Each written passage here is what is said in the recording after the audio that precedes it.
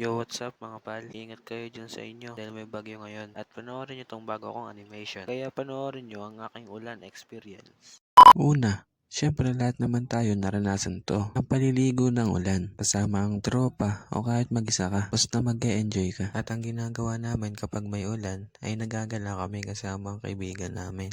Yo pal, tara gala tayo. Umuulan pre. Maganda nga yun para di mainit. Sabagay. Tara. O sino dito nagagala tuwing may bagyo o may ulan? Taas kamay. Pangalawa, syempre habang umuulan masarap maglaro at lagi namin nilalaro tuwing may ulan ay ang taya-tayaan. O mga pal, tara laro tayo. Taya-tayaan. Walang iiyak kapag may nababad Game! Taya. Bakit ako lagi nahabol nyo? Ayoko na nga. Pangatlo, syempre habang maulan masarap magkwentuhan sama mga tropa mo tungkol sa mga masasaya nyong araw.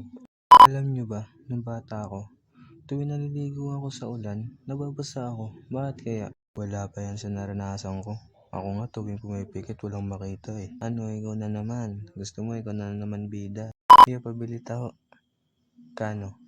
20 lang. Tarantado. Saan mo nalagay? Dito.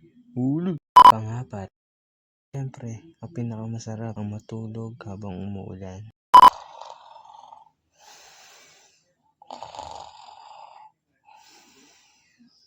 Ano ba naman ang hindi aantukin sa malamig na hangin tuwing umuulan? Siyempre, ang panglima, ang pinakamasarap, ang Pumili lang kayo dyan, walang maling sagot, walang tamang sagot. So yun mga palang, ganito na lang ang ating animation. At kita-kita tayo sa susunod na animation. At mag-ingat kayo dyan sa inyo dahil may bagyo ngayon. Yun lang. Bye-bye. Ay, sana pala nag-enjoy kayo kahit paano. Yan, bye-bye na. Mwah!